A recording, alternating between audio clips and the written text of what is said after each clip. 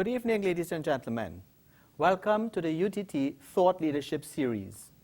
The new academic year is on the horizon, and UTT would like to welcome all returning and new faculty, staff, and students to all campuses across Trinidad and Tobago. UTT is the National University of Trinidad and Tobago, and its entrepreneurial mission and vision offers a unique platform for the engagement of ideas and issues that affect policy, perception, and praxis in the building of an entrepreneurial state. At the core of our institutional design is the notion of the triple helix, the triple helix spiral of innovation that serves to nurture the relationships among university, industry, and government, and to capture the multiple reciprocal relationships at different points in the process of knowledge capitalization. Tonight, in our Thought Leadership Series, we focus on the strand in the triple helix, government.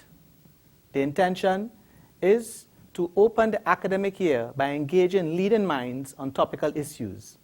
We therefore present to you three distinguished persons to deliberate the political horizon and Bill number 18 of 2014. Tonight, the UTT has assembled three distinguished panelists to explore four specific issues. 1. Term limit for a prime minister, a virtual surrender of power by a sitting prime minister, some may consider. 2. The recall petition, a Magna Carta moment in advancement of constitutional reform. 3. The 50% constituency threshold for parliamentary representation. And 4. Amendments to the ROPA Representation of the People Act, which is attached as a schedule to Bill number 18 of 2014. Before we open the deliberations, we must know that the Constitution of the Republic of Trinidad and Tobago, 1st of August 1976, asserts that the Constitution is the supreme law of Trinidad and Tobago. Further, amendments to the Constitution of the Republic of Trinidad and Tobago are dealt with in sections 13 and 54 of the Constitution. Judgments from two leading cases in this regard are also important: Bain versus the Attorney General, no right to vote, and MacLeod versus the Attorney General, no implied amendment to the Constitution, a Privy Council decision.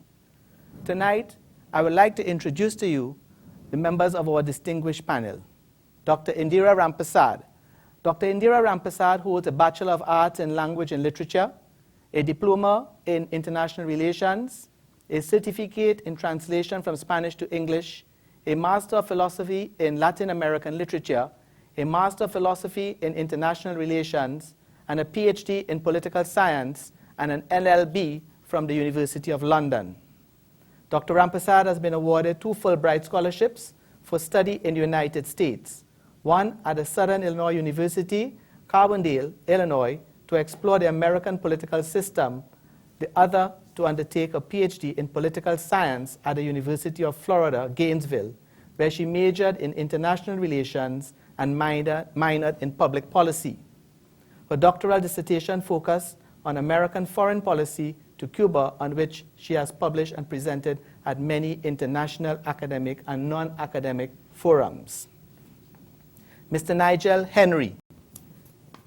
Mr. Nigel Henry is the chief analyst and founder of Solutions by Simulation, a data analyst firm that uses computer modeling to provide insight into human behavior in political, economic, and social situations. Solution by Simulation initially provided analytics for U.S. political candidates at all levels, from mayor up to the United States Senator, and later became involved in the political discourse of Trinidad and Tobago through pre-election polling in 2013.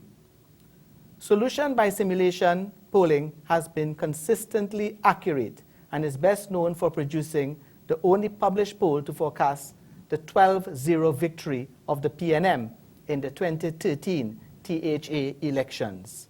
Mr. Henry received a Bachelor of Science from Yale and a Master of Arts in International Affairs from the Elliott School of International Affairs in Washington, D.C.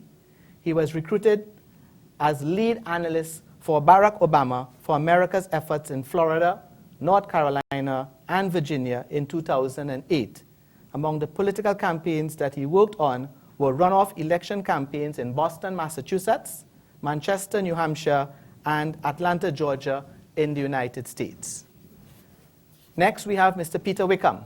Mr. Wickham is a political consultant and the principal director of the leading Caribbean political research company, Caribbean Development Research Services.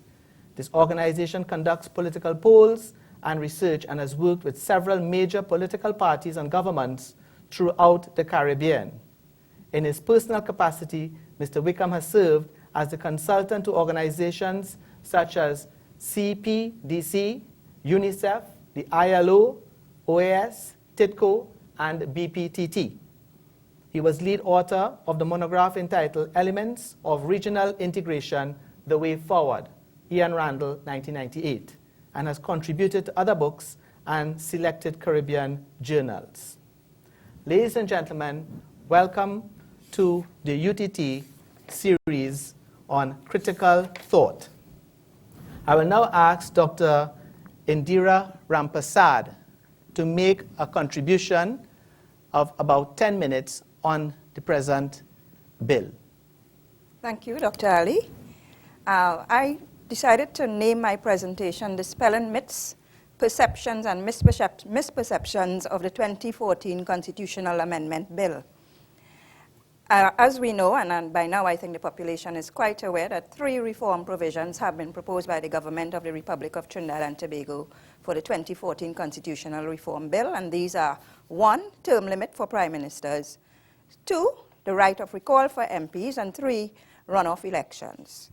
I will treat with each of these firstly as they operate in the international context, and secondly, as they are expected to function in the national Trinbago context and how they can benefit us. As you can see from that statement, I do advocate constitutional reform. I make no apologies for that. I have been calling for it for a long time in the national and regional media.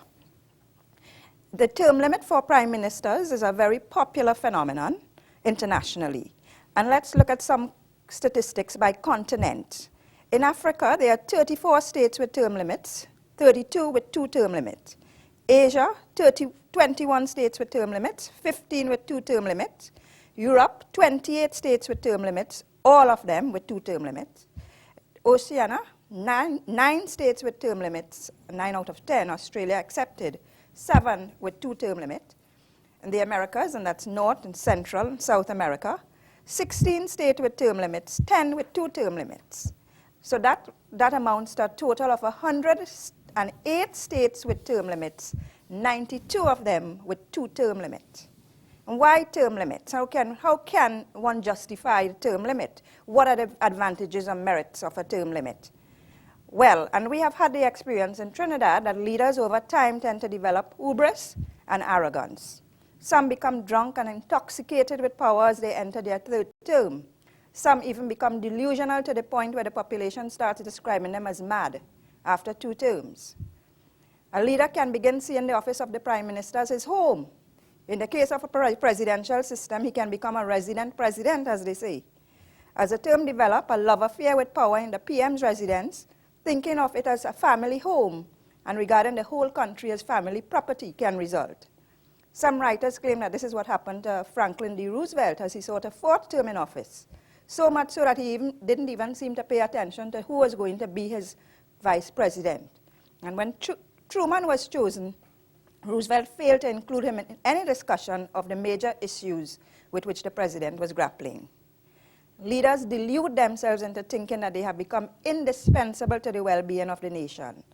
This may spawn dictatorship and corruption, and it would explain why so many countries, 108 as mentioned, have instituted term limits to avoid the rise of dictatorship and to stem corruption. Some countries in Latin America, such as Mexico, and the Central American countries of El Salvador, Guatemala, and Honduras, as well as Israel and Asia, have only 1 term limit. The term limit on the prime minister can be quite useful for Trinidad and Tobago, as it will allow for succession planning. It will stem the rise of maximum leadership, which is a tendency that we have here. Moreover, like US presidents, the outgoing prime ministers can demit with grace and dignity and become respectable citizens rather than politicians without power, forever harboring political tabanka to the bemusement of the population. Note that what is being proposed limits the number of years a prime minister can serve, which is 10. And this may exceed 2 terms if a prime minister only serves 3 or 4 years and call a snap election and loses, or is ousted by a vote of no confidence, or is even recalled by constituents. According to the recent Mori poll, 55% of Trinidadians and Tobagonians supported this 2-term limit, or the limit to the prime minister, and 36 opposed. With regard to the right of recall, this has also been practiced in several countries, including Austria, Iceland, Palau, Romania, Uganda, and Peru. The broadest application of the recall is found right next door in Venezuela, where the full recall applies to all elected officials, including the president. The attempted recall of the president of Venezuela in 2004, that was initiated by 2.4 million Venezuelan citizens, remains one of the most prominent examples of the use of recall mechanism at the highest level. In that instance, 40.6% of the voters supported the recall, and the president remained in office. Throughout the 1990s, Latin America became the region of the world where the recall increased in presence in the new constitutions enacted, following a growing trend to combine representative democracy with participatory democracy. And this came out of a whole series of dictatorships that had sprouted up in Latin America in the 70s.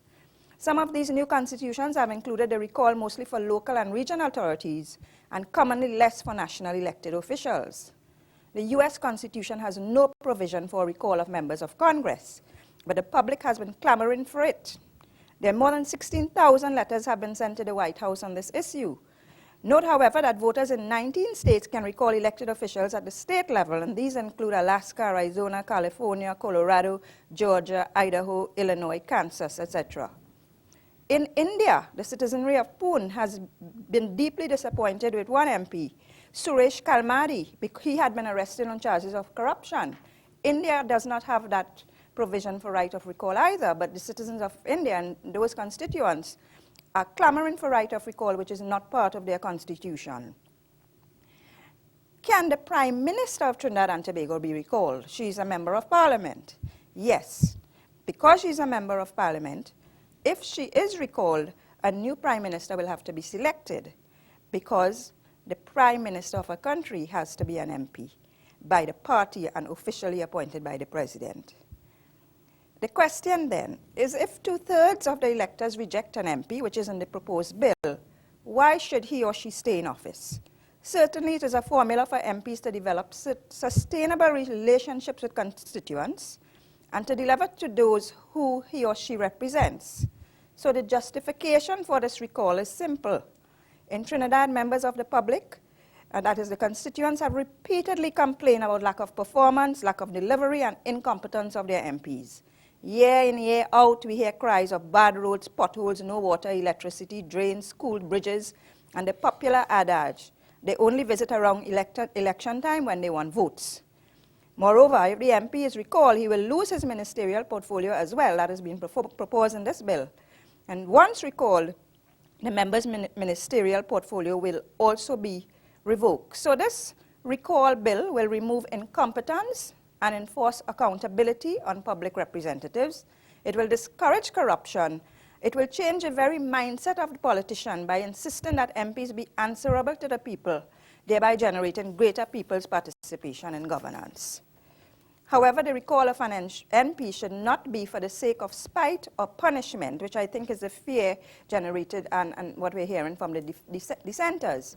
It should not be for the sake of spite or punishment, but for the sake of responsibility.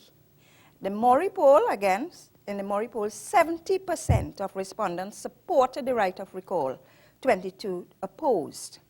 With regard to the runoff election and minority parties, this one has generated the most controversy in our Twin Island Republic, and some of the concerns are grounded in fact, some are embedded in fiction. This is also known as a 2-round system. It is called a second ballot, or the runoff voting, or ballotage. Okay. And it basically allows a single winner where the votes cast a single vote for their chosen candidate. However, if no candidate received the required number of votes, in this case it's 50%, then they're going to have a second round of voting, and some of the smaller parties may be eliminated. This two-round system is used around the world as well. It's also international. It was used in French presidential, legislative, and cantonal elections. It has also been used in Afghanistan, Argentina, Australia, Brazil, some 35 other countries. In 2002, France actually enacted this legislation, and Jacques Chirac received 19.88% of the vote, Jean-Marie Le Pen 16.86%, and Lionel Jospin 16.18%. There was a runoff, and eventually Jacques Chirac got 82% of the vote. So this actually allows minority parties to forge relationships with the majority parties, and it even allows for a conversation from the people as to which party they would like to continue. As it currently exists, the minority parties just fall by the wayside, and there is no opportunity for them except to assume the role of pressure groups. So I think Nigel is going to discuss more the formula of this runoff. What we had in the Murray poll was 54% for the runoff, 26% opposing, and 30% neutral. And finally, I know my time is running short, so I'll just touch on proportional representation, and this is another myth that we want to dispel, that it is the best thing for this Westminster model. Guyana would show that it has not been working very well. There was a hung parliament in 2011. I was actually an observer with the OAS in that election in 2011, and what resulted was that the opposition party and the third party combined ended up with more seats in the National Assembly, giving the government a real challenge. So basically, we're hearing that this is an election gimmick, that we are on the eve of elections. The question is, that's another meta-narrative we might want to deconstruct. Are we really on the eve of an election? The next general election can be called up to September 2015. Anyone who understands our politics would know that a day in politics is a lifetime. In politics, a year is a very long time. Thank you. Ladies and gentlemen, we'll break for a commercial now, and we will return to listen to the presentation by Mr. Henry.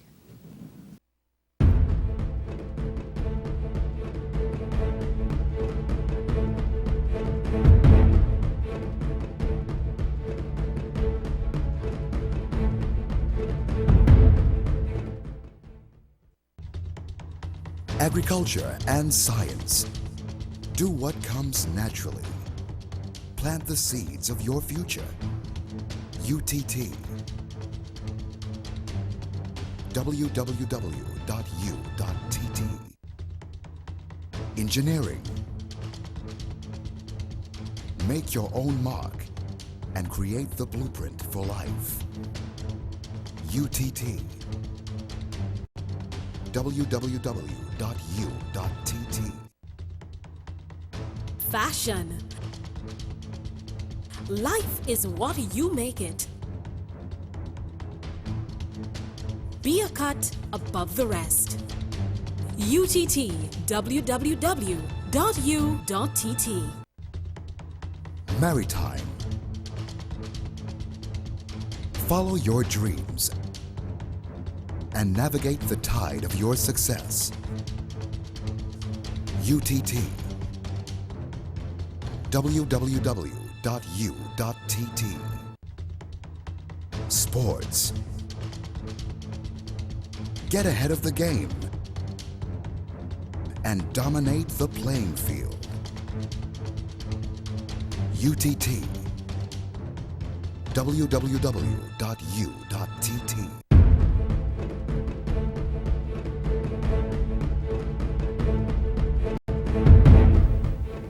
Welcome back to the Thought Leadership Series at UTT. And now we will take a presentation from the Barack Obama lead, Mr. Henry. Thank you very much. Okay, well, first of all, I want to thank Dr. Ali and the University of Trinidad and Tobago for inviting me. It's a pleasure to be here with such a good company, Mr. Wickham and Dr. Ramprasad, to talk about something that's really important. And I just want to commend the university for putting on this series.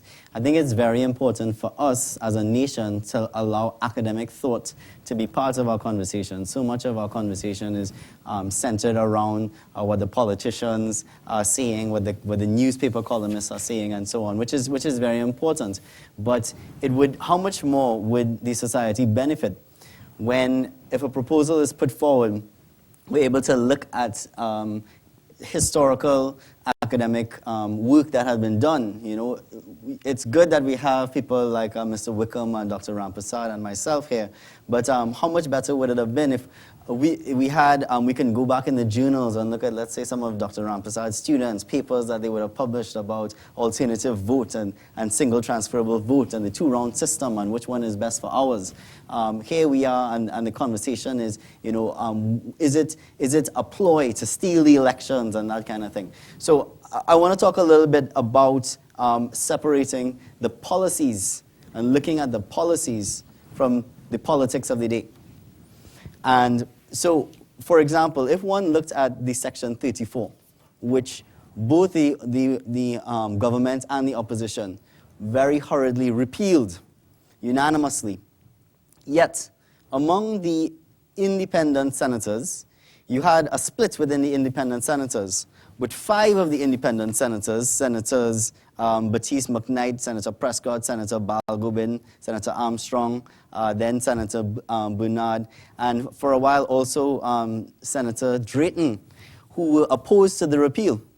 And that was because, in their opinion, although the application of Section 34 had been, was unfortunate, and Section 34 had been in some ways corrupted from its original purpose, the thought behind and the impetus behind having Section 34, having a statute of limitations, was a good one.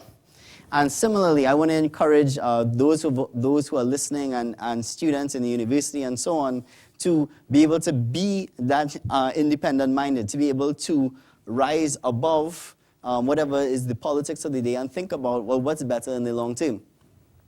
And so I have spoken on various fora, and I'm here to speak on this one, where I've said, in my opinion, in my professional opinion as a political data scientist, the runoff system is more democratic for us.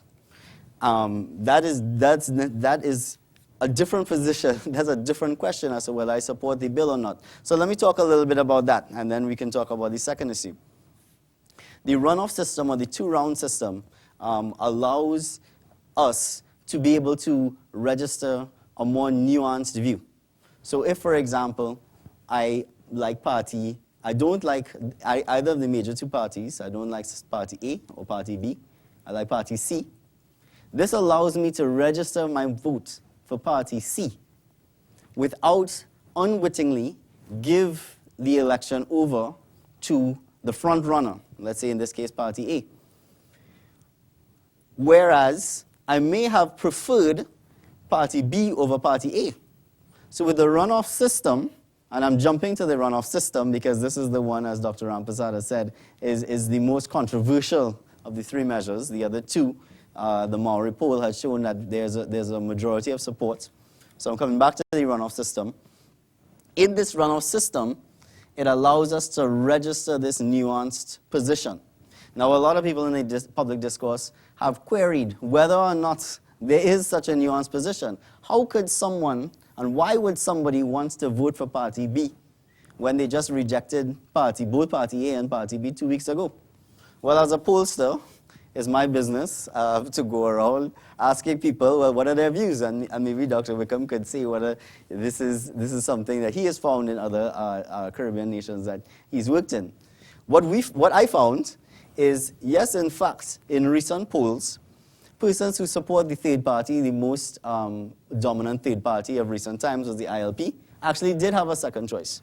So of those who supported the ILP before the local government elections, which is when they were the most popular, 18% of them, if they had to choose between the PNM and the UNC, would have chosen the PNM, 41% would have chosen the UNC, and 41% would have chosen one of the other, or wouldn't have a preference. So altogether, that's 60%, 6 out of every 10, 3 out of every 5 persons actually had a second preference. Again, after the local government elections, where the popularity of the ILP subsided somewhat, persons still had, those who decided to stick with the ILP rather than to revert to one of the other more predominantly, historically predominant parties, a lot of persons, 70% of ILP supporters in post-2013 local government election polls did have a second preference. The difference between the two parties narrowed somewhat. So I say the evidence argues against us having a narrow, monolithic view. When one looks at prime ministerial approval polls, the Prime Minister's approval rating in the recent NACTA poll, and again in the slightly before that in the recent SBS poll, a poll that my firm produced, we found that the Prime Minister had an approval rating of 48%, and the Leader of Opposition had a favorability rating of 47%. Now it's not that you had a half and half split where half the persons liked one and hated the other, and the other half liked the other and hated the one. Actually, we had a very nuanced population. We had persons who liked neither of them. We had persons who liked both of them. We had persons who say that they have a somewhat favorable rating of one and a somewhat unfavorable rating, or someone who has a somewhat favorable rating of one politician and an unfavorable rating for another one. So all in all, I calculated from those numbers, 53%, a majority of the population actually has a nuanced view, does not like one and hate the other. It's not as simple as that. You may have a preference, but then you may have a second preference, or you may have, somewhat dislike even the candidate that you would ultimately vote for. So this being for public education, and the data suggesting that we have a nuanced view, let me just take a moment to suggest how we can make use of this two-round system. So if one does not like the government, then you don't necessarily have to go and vote for one of the other dominant parties, the other dominant party, that being the PNM. Go out there and register your dislike of the government. You don't necessarily have to vote PNM. You can go and spoil your ballot. You can go and vote ILP or vote for one of the other minor parties. And then you still have the opportunity to come back on your second ballot and vote out the government again by voting for the first party, or vice versa. You can choose not to vote in the runoff, or you can spoil your ballot in the runoff. One has the option to mark your nuanced view in the two-round system that we would not have in the system that we have now. Finally, I'd like to address the point that persons are saying the government is only doing this for their benefit. I was surprised that it was just a small minority, or something about 49% of persons in the recent Maori poll who believed that the government was doing this just to win the elections. Of course the government is doing things to their benefit. That's how democracy works. People have asked, well, why do we have to choose between the lesser of two evils in this day and age? Well, that's how democracy works. We use self-interest, combating self-interest among the various forces. And in persons acting in their own self-interest, we hope that one acts in the interest of all. If we are a non-profit organization and a company offers you a $100,000 donation, but then spends $1 million to publicize that they gave you $100,000, of course, they're more interested in the publicity than giving you your donation. But do you refuse the $100,000? I would say no, we take it. In this case, we, the public, are the non-profit organization. In my mind, it is irrelevant that the government believes that this is in their best interest. The question is, what's in the best interest for the people? Thank you very much. There we have it. by Nigel Henry, solution by simulation, and we'll go for a short break now.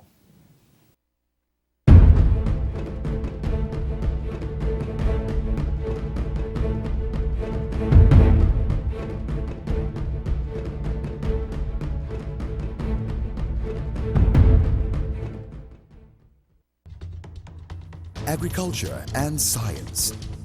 Do what comes naturally. Plant the seeds of your future. UTT. www.u.tt.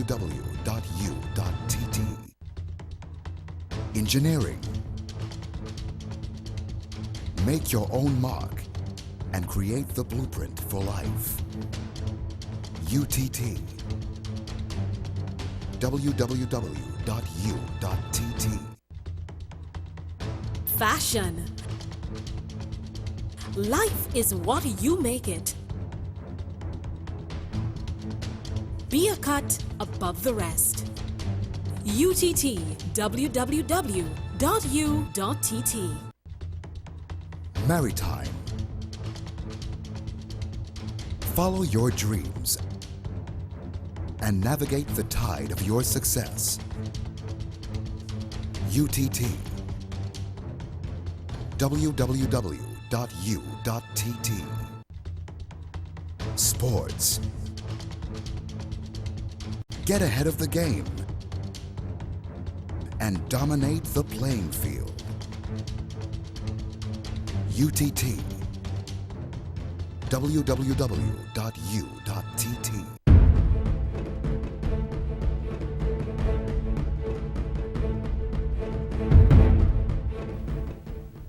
There we had it. We had Mr. Nigel Henry, and he has actually worked on runoff election campaigns in Boston, Massachusetts, Manchester, New Hampshire, and Atlanta, Georgia, United States, and recruited as lead analyst for the Barack Obama effort in Florida, North Carolina, and Virginia in 2008. Now we have the privilege of having our CARICOM colleague with us, Mr. Peter Wickham from Barbados. He is a political consultant and principal director of the leading Caribbean political research company, Caribbean Development Research Services. And now we'll take a 10-minute presentation from Mr. Wickham. Okay, well, thank you for the invitation, and thank you for the regional perspective, because I think that in all of this, Trinidadians and Tobagonians need to remember that the region is paying close attention. Trinidad and Tobago has always been an opinion leader, and certainly a leader in terms of governance and development across the region. And the rest of the region is watching with great interest because we have similar issues. So I'm happy that you've invited me, and I'm happy to participate and give you what will be a slightly less blemished perspective, because I'm the only person on the panel who can't vote. So I certainly have no vested interest. I get the impression that a lot of these concerns and issues that have been raised by people are related to a fear of change and constitutional change. And whenever constitutional change comes up, there's always a fear that it is either not necessary or alternatively that the government is up to something. And I wanted to start my comments by referring to one of my favorite American thinkers, which is Thomas Jefferson. And he said, laws and institutions must go hand in hand with the progress of the human mind. As that becomes more developed, more enlightened, and new discoveries are made, new truths are discovered, and manners and opinions change. With the change in circumstances, institutions must also advance to keep up with the times. We might as well require a man to wear still the coat that fitted him when he was a boy, as a civilized society to remain under the regime of their barbarous ancestors. And I think that that phrase, that quotation speaks eloquently, certainly more eloquently than I could, to the need for change and the fact that it is something that we should not fear. Constitutional change has been across the world, and in the Caribbean has been very popular. The United States has changed their constitution 33 times. In Trinidad and Tobago, after becoming independent, Trinidad was one of the first Caribbean countries to do major constitutional change in 1976. In Barbados, we had changes in 1978. In Guyana, they had changes in 70 and 80. Jamaica cannot change their constitution so easily as you would appreciate, and as a result hasn't had any change. In St. Vincent and the Grenadines, we had the most recent attempt, that was 2009.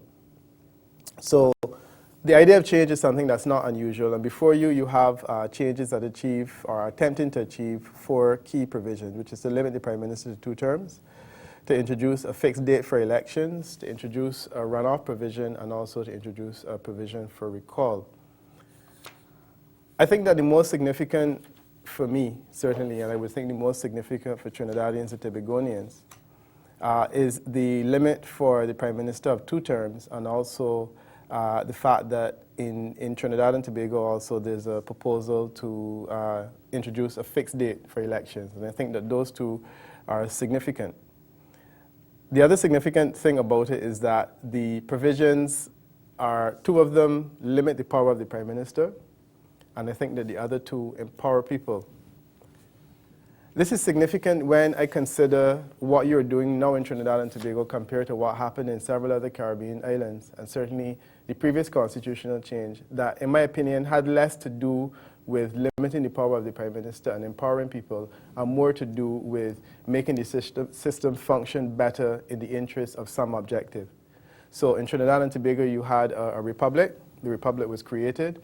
You had a winning commission. The goodly gentleman thought, and others agreed, that it was important to become a republic. I think that the majority of Trinidadians and Tobagonians supported that change, and you have become a republic. Other Caribbean islands have followed you. Barbados has not. We considered the issue, but we decided against it back in 1999. But the significant thing about the republic, as distinct from what you're doing now, is that the republic does not tangibly give anything to people. Yes, you feel better, you are your own person, and I'm not attempting to suggest that the colonial state is a good one to be in, but I think fundamentally in terms of the power, this is something that will give people something that they did not have before, while within the context of a republic, excuse me, in the context of a republic, you had a change that made you feel better, but you could not say specifically what was the tangible benefit that you achieved from that result. And I think that that is something that people should not easily dismiss, the extent to which these changes are fairly significant.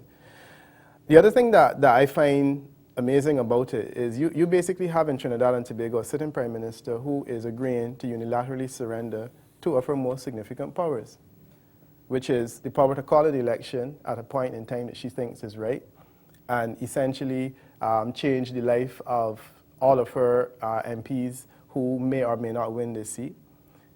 And the other advantage is to run for the post of Prime Minister for an indefinite period. The reality is that anyone who studies politics understands that once you have the job as Prime Minister, it is certainly easier to get that job again. You have an advantage, the advantage of incumbency, to be able to get back. And the fact is that if you can also call it at a time that is best for you, then you are able to do 2 things, not only to strategically gain the time that is best to win the election, but also drive the fear of God or whosoever the MPs believe in into the hearts of the men that serve in your cabinet and want to continue doing so, because you have the power essentially to make them jobless. And I think that those 2 powers combined make it a very, very significant surrender that Prime Minister Kamala Persad-Bissessar is making. I don't know if Trinidadians realize this, but Prime Ministers tend not to want to give up power. Most of them enjoy the work, they like the job. There's really nothing else you can do in Trinidad and Tobago that will match being Prime Minister in terms of the power, the influence, and so on. And the presumption is that once a person gets there, they will want to stay for an indefinite period or alternatively for as long as they can. You have a Prime Minister who is saying, I had the job and I am unilaterally surrendering my power. She will never be able to match the record of Mane. She will never be able to match the record of Dr. Williams, right? Dr. Williams, that was the name I was trying to remember. She will never match the record of people like Denzel Douglas in St. Kitts, who's now on his 4th term, of Owen Arthur in Barbados, who did 3, Barrow in Barbados, who also did 3, Keith Mitchell in Grenada, Gonzalez in St. Kitts. She will never be able to match any of these individuals because ultimately she'll be limiting herself to 2 terms. And I find this is a remarkable political surrender. And the other significant thing is that she is walking into what we would call a lame duck term. The American president does not like the lame duck term because ultimately they know that that is the end and there is nothing that they can look forward to beyond it. She essentially, and if this whole situation works out and she wins the next election, she will become a lame duck prime minister and the first, but she will become the lame duck prime minister of her own choosing. So I think that all of these are significant surrenders that are being made on the part of the prime minister. And as Mr. Henry was saying, Trinidadians should not easily dismiss the extent to which this may very well be a political bargain. Yes, there are more contentious issues, but ultimately it is a bargain that gives you something that you want, which is to limit the power of the prime minister. Because across the region, we have agreed that the prime minister is ultimately too powerful, and it is something that needs to be brought into check, and this is basically what has been happening. When I survey the politics of Trinidad and Tobago, either certainly by way of public opinion polls or alternatively by way of just speaking to people, I get the impression that the Posad-Bethesda administration has a significant problem in relation to public trust and also public credibility. People believe that this administration is up to something, and I think that there is a general suspicion because of the Section 38 issue and also other issues. I mean, quite frankly, Prime Minister Posad-Bethesda has fired 13 ministers or has had 13 ministers resign over time, which is a considerable record, a significant one. And I think that that suggests that this has been an administration that has had some challenges. I mean, we cannot deny the fact that it's had some challenges. Notwithstanding that, if you say that this is perhaps a first step in the right direction to offer the public something, maybe it is an acknowledgement that all has not gone well, and this is where we need to start moving in that direction. So I just wonder whether it might not be a good idea for Trinidadians and Tobagonians to set the politics of the issue aside. The issue has become very, very polarized, and certainly as I've listened to the debate in Parliament and outside of Parliament, I get the impression that people have drawn political lines in relation to the issue. If you step back from the politics and ask yourself, what is in this for me as a people? Will this enhance governance? I think that you will probably find there's a whole lot that can be brought into it. A lot has been said by the other panelists about the runoff provision and the recall provision to a less extent. And perhaps in the question and answer, I can go back to some of those issues. But I think that the initial point I would want to make is that if you attempt to depoliticize this issue and look at the good, look at the concession that is being made, and also look at the benefits to governance, and look at the extent to which Trinidad and Tobago is blazing a trail in relation to a unilateral surrender of power, which is something that a politician never does, I think it's something that the people should embrace. Thank you. Tonight, UTT has launched its Thought Leadership Series. The intention is to open the academic year at UTT by engaging leading minds on topical issues. We therefore present to you 3 distinguished persons to deliberate 4 specific issues. We have touched upon term limit for a prime minister, the recall petition, the 50% constituency threshold for parliamentary representation, and we will touch upon amendments to the Representation of the People Act. When we return, moderator Satish Mahabir will be on set, and he'll be able to take your calls, and we will receive requests from you on Twitter and Facebook. We now take a break.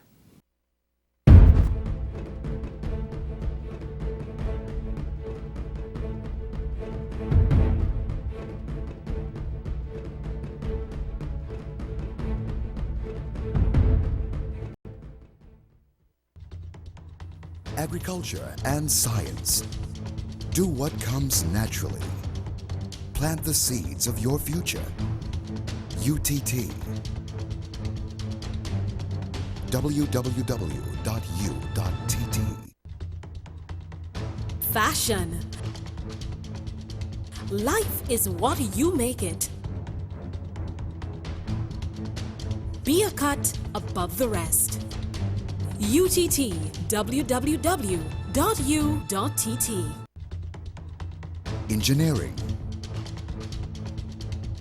Make your own mark and create the blueprint for life. UTT. www.u.tt. Maritime. Follow your dreams and navigate the tide of your success. UTT. www.u.tt. Sports. Get ahead of the game and dominate the playing field. UTT. www.u.tt.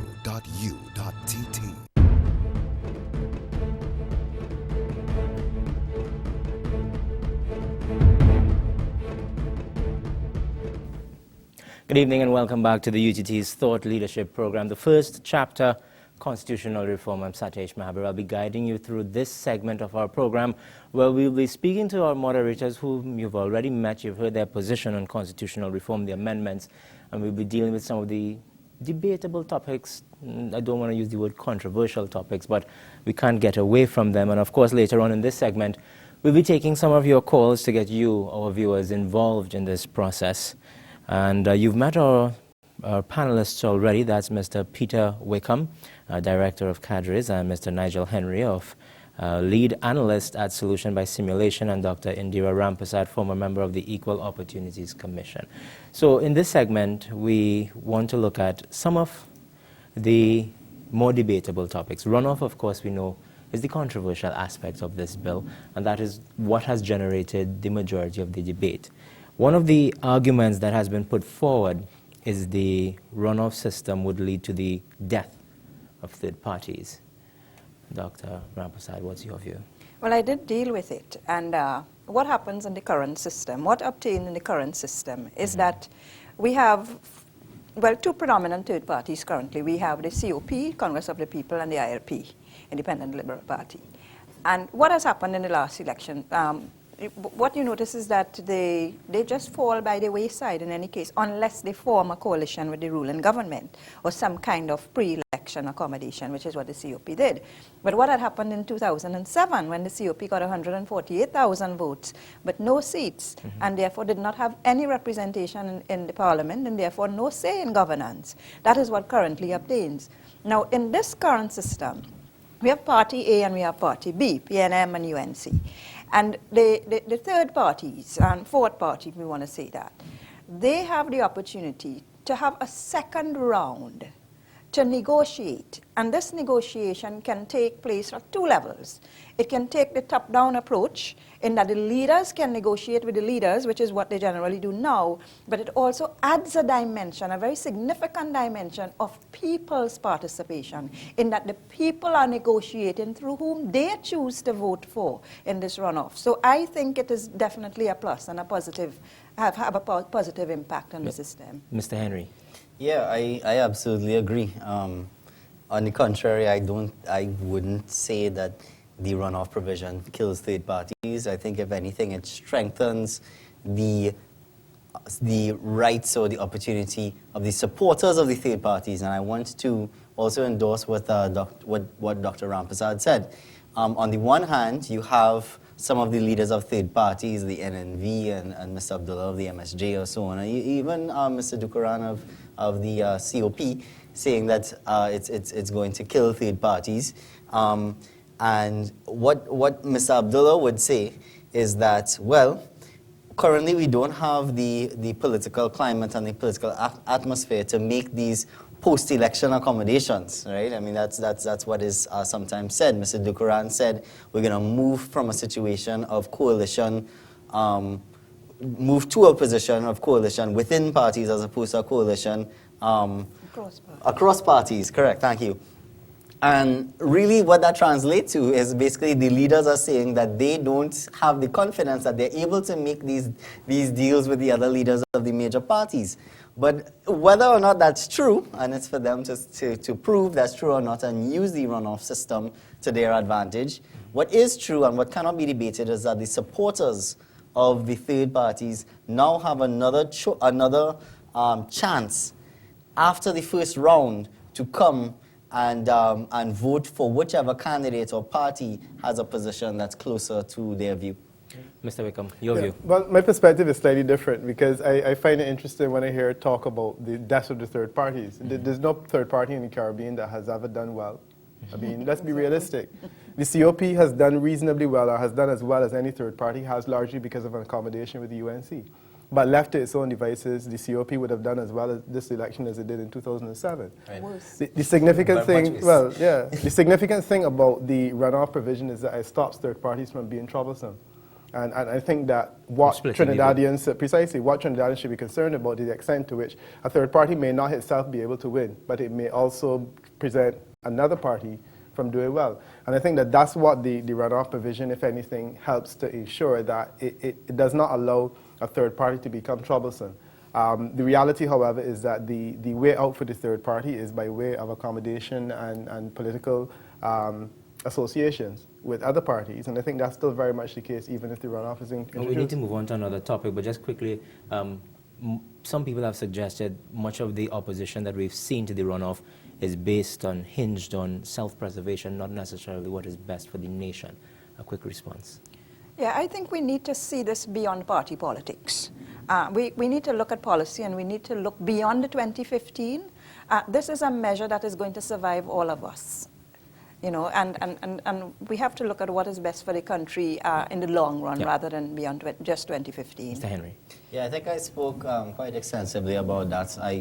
I would, again, I'm surprised that only 49% of persons thought that it was self-serving. Of course, it is self-serving. This is, and the numbers say that it is going to help the UNC predominantly. But the question is not whether it helps the UNC. The question is to what extent does it help us? I'm comfortable with that analysis. Of course, it's self-serving. A lot of politics is. It's a reality we have to live with. But what do you gain from the bargain? And I think that's the issue that has to be answered. I do believe we have someone on the line from Pity Valley. Pity Valley, good evening. Welcome. Yeah. Hello, go ahead. Okay, we seem to have some problems with Pity Valley. We'll try back to get to the lines a little later on. Another aspect that people have spoken about, I do believe we have another call on the line before we head back to our topic. Kunupia, hello, good evening. Hello, good evening, everyone. Hi, good evening. Yes, I'd like to comment on this runoff because I think the runoff is very, very, very contentious because of what may come out of it. When someone takes an oath to serve people without fear or favor, right, as a representative for an area or constituency, that person's supposed to serve. There's some level of trust by the public that that person would serve everyone equally, and that is what his job is.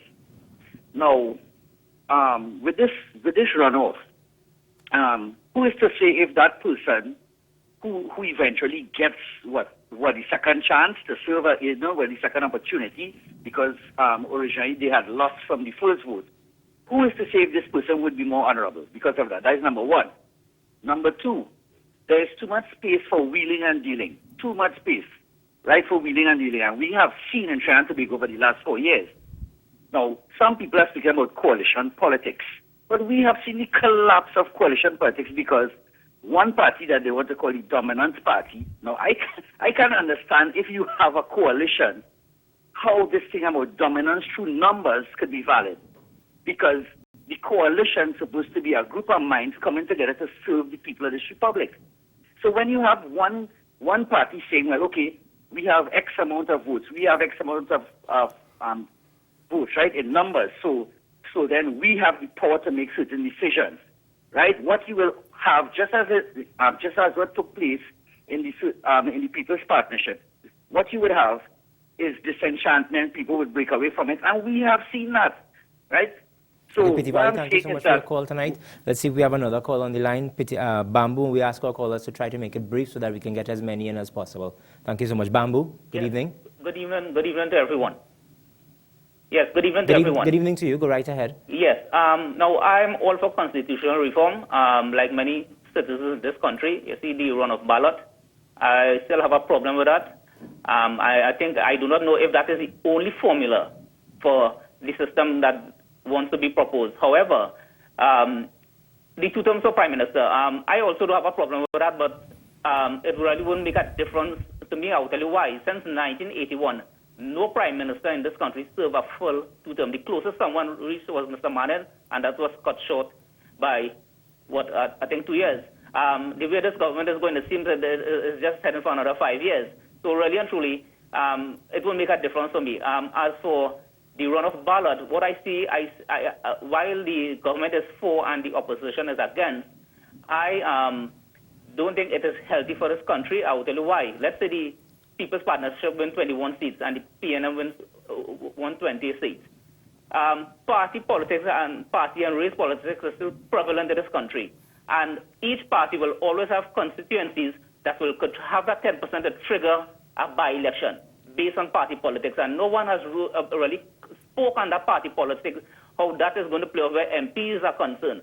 So in that way, we might have 3 and 4 elections a year, and I think that will affect productivity. It will not really be healthy for the country. Thank you. Thank you so much for that. We have another call on the line, Marabella. Hello, good evening. Hello, good evening. Hi, good evening, welcome. And good evening to the panel over there. Now, as a citizen of this country, I admire how political parties come up with political strategy to enhance their political party. But what about the political strategy to enhance people development? Because all these bill and them and all these reform is just to victimize the Independent Liberal Party and any other political party that come over that come in to say, well, they want to represent the people of Trinidad and Tobago. Why the government don't pass wrong constituency to constituency and see all them poor people who live in galvanized shack that they pass and they promise to help, and 4 years gone and the people them still living in pain, pressure, problem and poverty by passing constitutional reform to enhance political party. You think that is representation? Okay, Marabella, thank you so much for your call this evening. We have some pretty interesting points coming out of the callers. One, recall open to abuse. Is that something that we should be concerned about? The procedure is that 10% of the electors will be required to make an application. So let's say there are 26,000 electors, that is voters in a constituency. That will be 2,600 electors will sign a petition to make an application. They will have to then muster 2/3 of the registered electors. That is to get into the election, to get vote, into the election. And within 21 days, that election has to take place. So it's not going to be 3 and 4 elections per year. If there is a situation where you have 5 runoffs have to take place in 5 constituencies, all of them are going to take place within those 21 days after the general election. I just want to make the point on coalition politics. Now, it is no happy fix. We know that. It always stands on shaky grounds in these Westminster systems in particular. It's been a sort of accommodation because I don't think the Westminster model had envisaged this ethnic kind of voting that has resulted in countries like Guyana, Trinidad, and Suriname, for example. And while it is not the best formula, more than 100 states in the world have had coalition governments in the past. Well, so it's a my second question, it's a necessary I was evil. about to ask, Yes. Mr. Henry, is coalition politics here to stay or not? Because we've heard the argument that the runoff could strengthen the coalition politics process. What's your view? Well, I mean, it's difficult to say. I mean, that really depends on what the parties and what the parties decide to do. I would agree that in the new proposed system, it is difficult for a minority party to win seats. I mean, if it's a large third party like we had in the COP like 2007, they would actually win seats. If it's a minority party, a smaller party, it would be difficult for them. They may get cabinet positions and that kind of thing, and perhaps affect policy from there. It would be difficult for them to actually win seats. But if I could just say, because you're talking about, this guy talks about, there's too much space for compromise, and I think it is not consistent to, at the one hand, say there's too much room for compromise, and at the same time, you're saying that this thing is going to kill third parties. It doesn't make sense. It's either going to be one or the other. You can't have your cake and eat it. You can't really do both. And I would argue that actually, it may not be actually, I'll just go out and say it. It's not the best and most representative system. One can use proportional representation to make sure that the seats and the results most closely match the proportion of what people want. But that not being on the table, I would say that the runoff system or the two-round system goes one step closer towards getting there. Mr. Wickham, your views on the coalition politics aspect?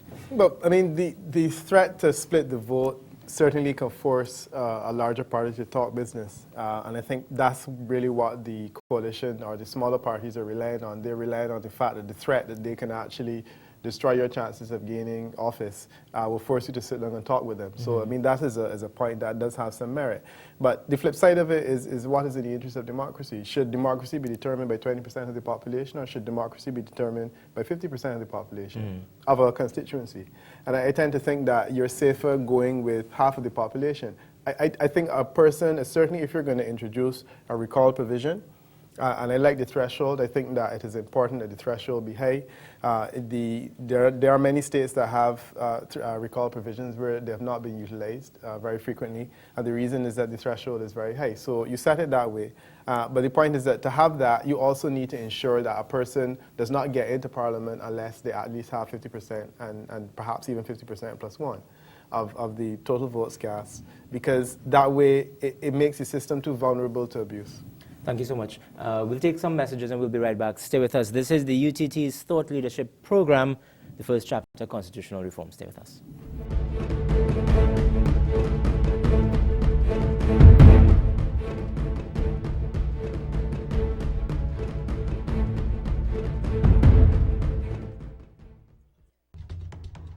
Agriculture and science.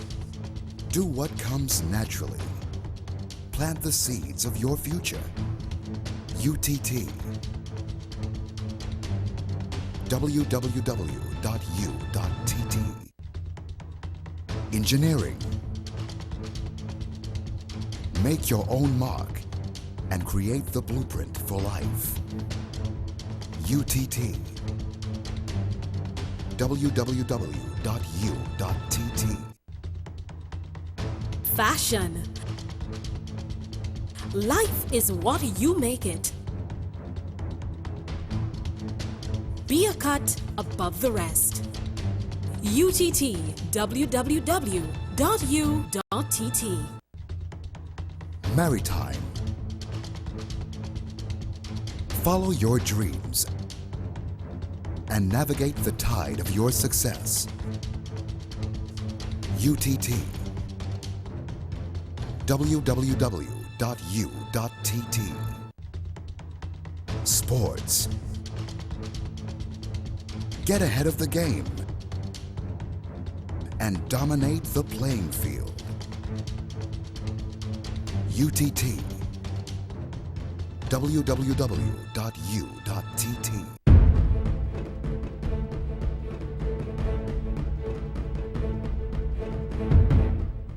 Welcome back. You are looking at the UTT's Thought Leadership Program, the first chapter, Constitutional Reform. And with us in studio, Mr. Peter Wickham, Mr. Nigel Henry, and Dr. Indira Ramprasad. We've been discussing a lot of topics.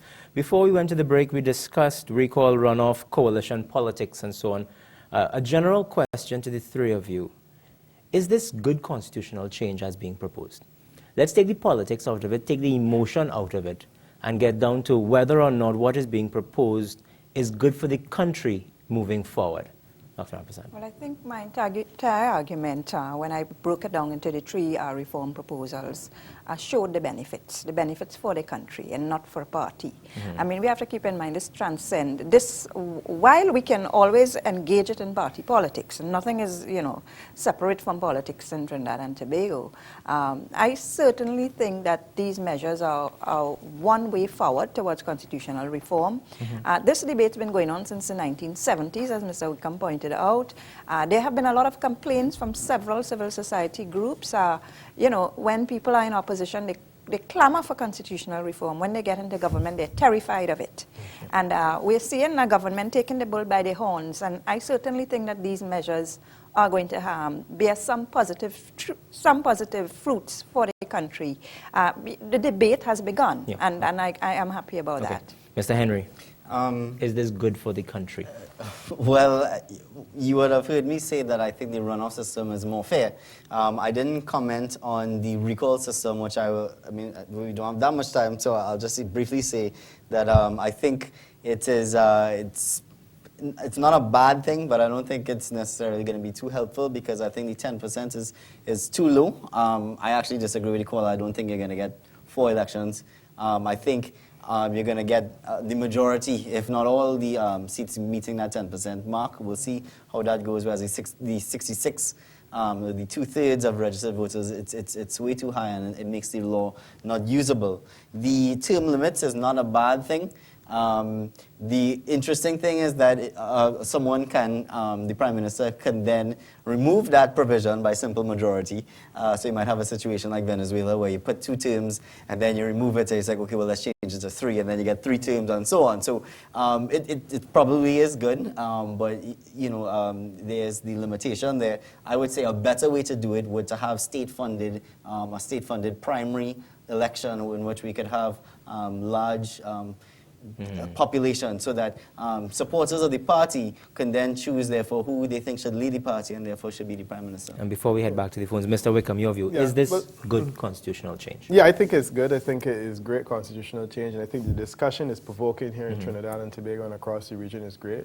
I think it would be difficult to turn the clock back, and certainly the idea that the next government could easily change the term limits or remove it. The reality is that it's going to be difficult now for that to be touched by a future government, because it will be obvious that it's being done for self-interest. In the same way that it is obvious that this is not about self-interest, no. That in the future, if it's changed back, it will be clear what it's about. So it will be difficult politically to manage.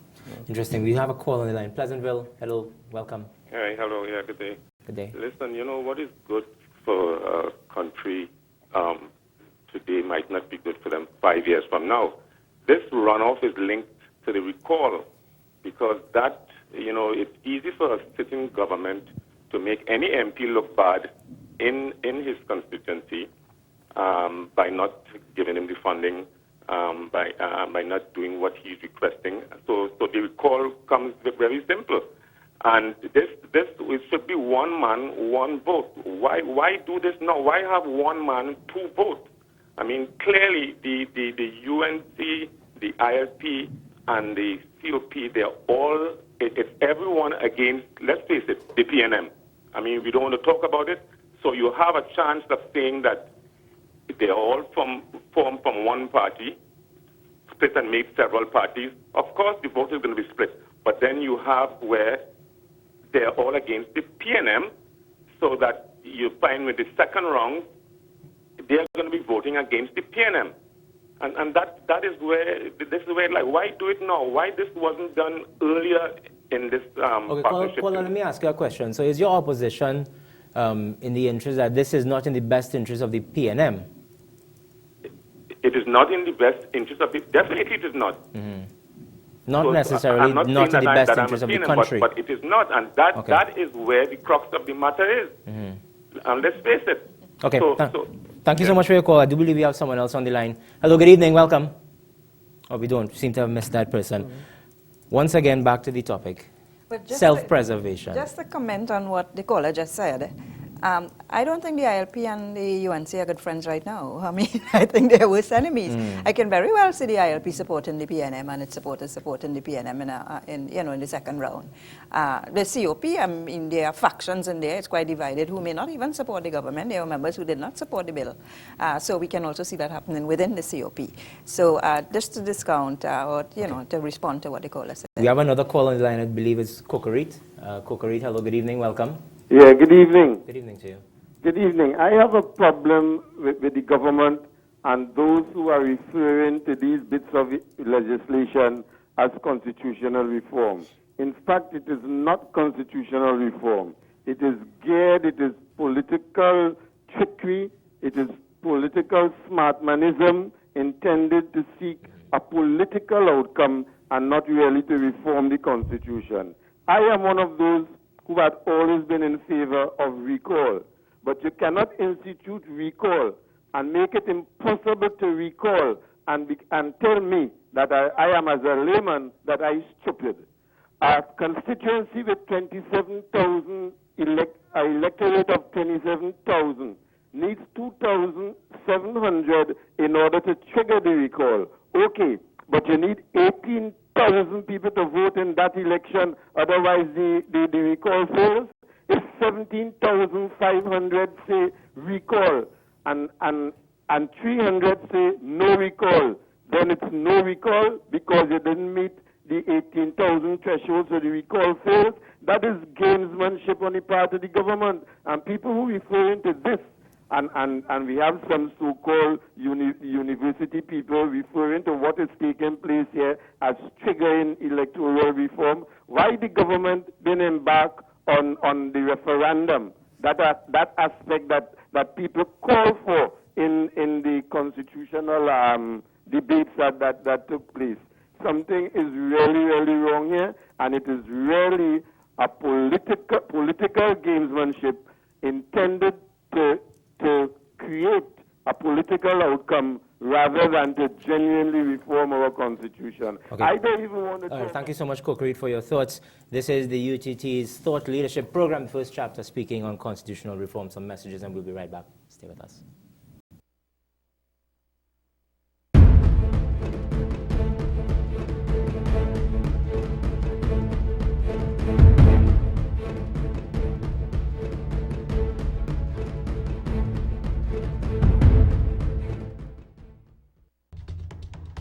Agriculture and science.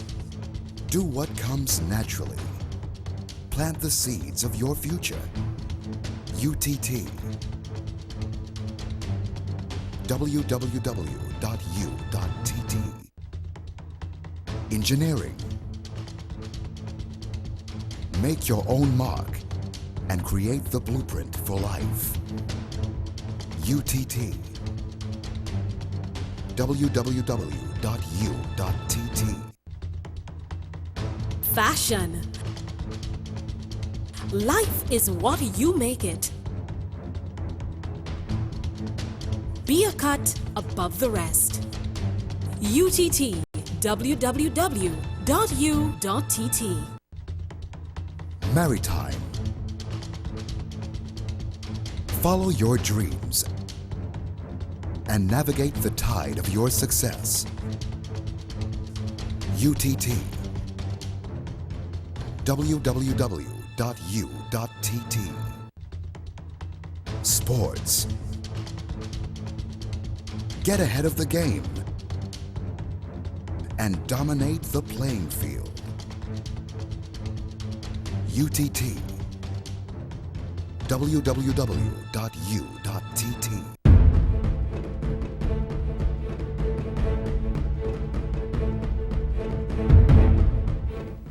Welcome back. You are looking at the UTT's Thought Leadership Program, the first chapter, the topic constitutional reform. We have a couple of questions coming in from Facebook. Colin Robinson via Facebook wants to know what no one seems to be focused on is that the Commission's runoff proposal relates to electing a legislature meant to keep an executive elected by proportional representation in check, not for electing a government. Instead, the People's Partnership is amending the Constitution so that runoff elections decide the government. If the goal is genuinely to implement the reform provisions incrementally, why are runoffs being done first and the Constitution being changed in ways in which would be unnecessary when the final implementation of a pre-elected Senate and government is complete? That's just dishonest, and why so many people are cynical about the measure. Why has no pundit paid attention to this? That's a pretty long one. I think we have another one here. While one may be able to say that the Constitution Reform Bill may have some good inherently, the major issue is citizens do not on any level trust the government at this time, who are in the halls of our government. Like Clause 34, citizens feel that the ulterior motive is to extend their stay in power by their own doing. They've demonstrated absolutely no genuine care for the concern. I'm not too sure if there's a question in this because it seems to go on for quite some time. Another element of what we've been hearing is the call for more consultation. Winston Ducaran spoke about it, Carolyn Sipasat-Bachan spoke about it, the pressure groups outside Parliament are speaking about it. More consultation after the consultation went across the country. Will more consultation solve or appease or resolve some of the issues that we've been hearing? Mr. Wickham. I think more consultation would have created more issues. The fact is that constitutional reform and consultation takes time. It takes a lot of time. I've heard arguments that suggest that the Prime Minister is rushing it, and I have heard arguments that suggest that the Prime Minister is taking too long. And the fact of the matter is that you have to stop at some stage. I think if you consult for 4 years or 3 years, that's more than enough. to allow people to, give their views on the issue. But if you continued consultation, then you would perhaps never get to the stage where you're bringing legislation. And the reality is that an election is due in a year. So it's fairly reasonable to say, look, you need to bring something now. And I have to admit that I admire also the way that the Prime Minister has done it, in that, yes, it is a constitutional change, but the aspects of it that can be achieved by simple majority, she's brought them. So in other words, she's saying, look, I can give you this now, and if you give me your support, then we can get some of the other stuff that we need. But we basically give you stuff up front, which essentially signals a level of seriousness. But I think that your consultation has been reasonable. There are things that perhaps would have been discussed if you had more time, but it couldn't go on forever. And I think that she has to assume she has one term, and she needs to get something done within that term. Mr. Henry. I actually would have to disagree. I would say almost by any standard, there has been poor amount of consultation on the actual bill.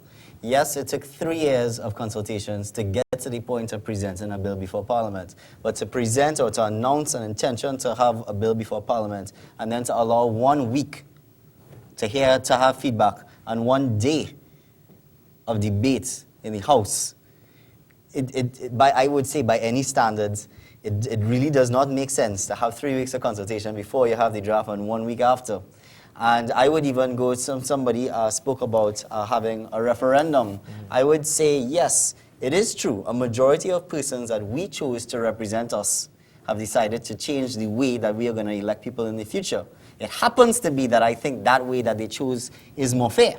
But if we are changing the way that we are going to be elected in the future, shouldn't we, the people, have more of a say as to how we are going to elect people in the future? So I would say, I would have to disagree with Mr. Wickham, and I would say it could only help and will help to have more consultation and get the consensus. Dr. Indira Ramprasad, more consultation, is that the way to go? It was not 3 weeks. This was going on for a long time.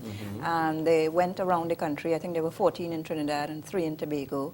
I attended some of them, and I have to tell you, and this is why I don't think more consultation is going to make a difference, because the population did not seem to be really engaged. I was also involved in another commission, a crime commission, and when you go there, sometimes you have 10, 12 people there out of the entire population, I mean, even less in Tobago. These are issues that don't engage people and their daily lives, and the Mori poll show that, a lot of people didn't think this is important. 17%.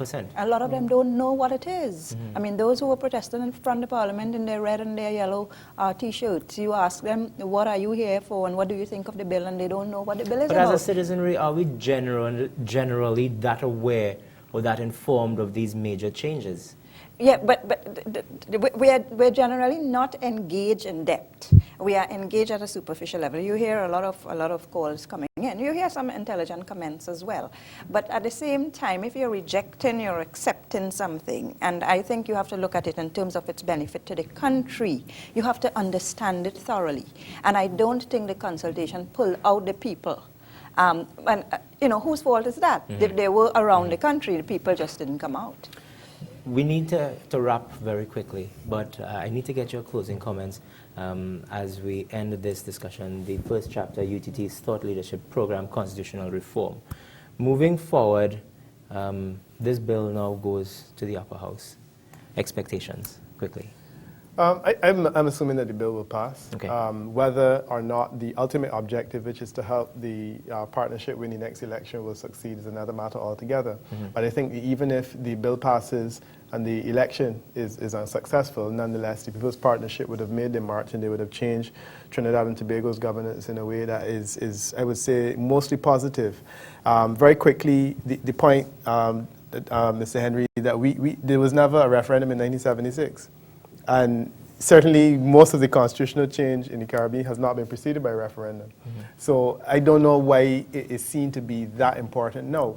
And the final point I want to make is that caller that we heard just now who talked about trust, it comes back to that, to me. That's the fundamental issue. You can talk for the next 5 years. If you do not have the trust or confidence in the government, I think that's really what the People's Partnership has to work on now, bringing the trust up, and I think that will be the missing link. Mr. Henry. Yeah, there was no referendum in 1976, but there were 5 years in between actually having the draft constitution on the table. And then when it was passed, yes, we had 14 consultations all around the country, but those consultations happened before we had an actual bill on the table. What I'm saying is that it is unfortunate that we don't have that. I would also say, even though I think that the runoff, which is the contentious thing, is more fair, I think, you know, it doesn't look good that the state university has a panel with 3 persons who are coming and saying, hey, this thing is more fair. You know, if it is that there's this huge divide, you know, I think it's incumbent on the state, from all the institutions, including the state university, to have some of this perspectives being balanced and being portrayed. So so thank you for having me. Yeah. And Dr. Ramprasad. Well, I think that what we are witnessing is quite normal, and it is quite expected, the fear of change. And I think that is whenever you are going to touch your constitution, even though there's a mass outcry for it, there will be that fear of change. Yes, certainly there's a high level of mistrust of the partnership government, but which government are trusted in the Caribbean? I mean, you always have that mistrust in the Caribbean. So I think that a lot of it surrounds, because I mean, on the one hand, there are some who are arguing that, you know, the Prime Minister is committing political suicide. She has an election next year, and she's bringing this very controversial constitutional reform bill here now, and you know that it can impact on the election results. There are those who are saying that she's hoping to win the election this way. So we are getting all these views, and this is very normal, but I think it's a healthy debate, and I welcome it. Thank you so much, Dr. Indira Ramprasad, Mr. Nigel Henry, and Mr. Peter Wickham. Of course, you're viewing the UTT's Thought Leadership Program, the first chapter, Constitutional Reform. This is where my evening with you ends. Coming up next, we'll have Dr. Fazal Ali to wrap up our programming. Stay with us.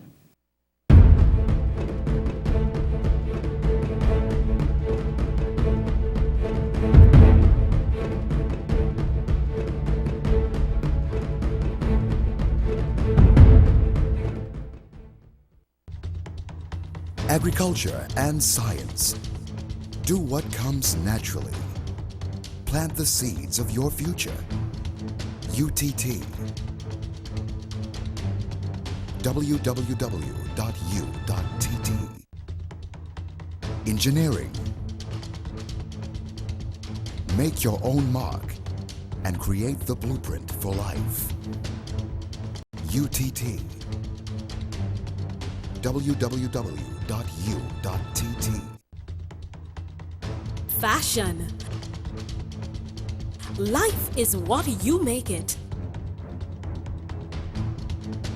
Be a cut above the rest. UTT. www.u.tt. Maritime.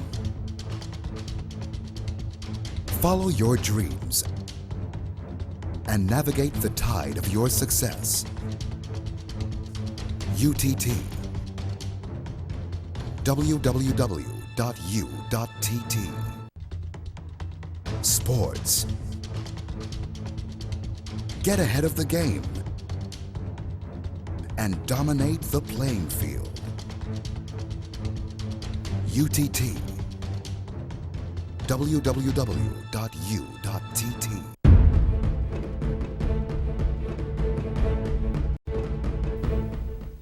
There you have it. On behalf of the Chancellor of the University of Trinidad and Tobago, the Chairman and the Board of Governors of the University of Trinidad and Tobago, and the President of the University of Trinidad and Tobago, I would like to thank our 3 distinguished panelists, Dr. Indira Ramprasad, Mr. Peter Wickham, and Mr. Nigel Henry, for their invaluable contribution here tonight, along with our moderator, Mr. Satish Mahabir, for the live session of the program.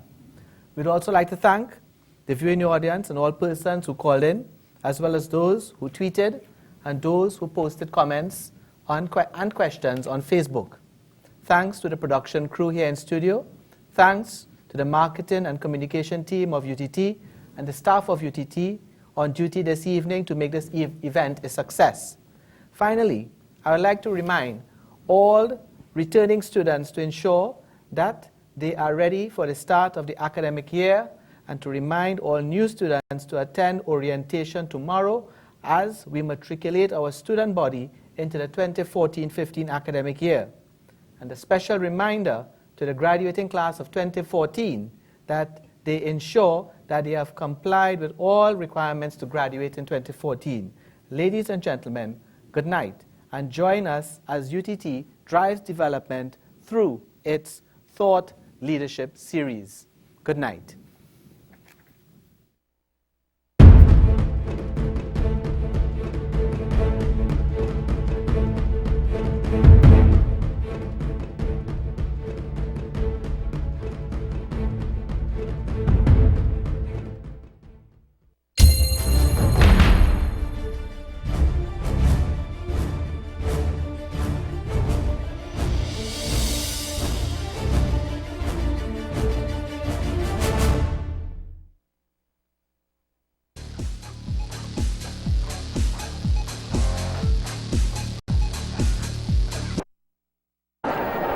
Oh.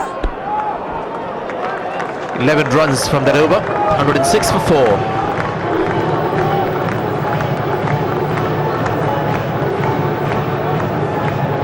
Who's got most runs then in this tournament? Being right into it. Callis is up there with 174. Dilshan, top of the innings for Sri Lanka, and then Bravo. Simmons comes into it now. Some major players there, just look at that lot.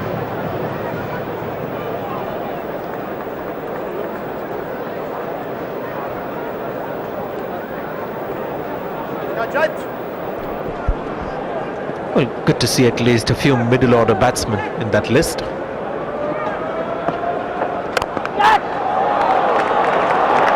that's a great shot. It's a very good shot. For a moment I thought he'll pick up just a single, or maybe at the most two, but it was a hard hit. He climbs into this, gives himself room, blasts it past Callis.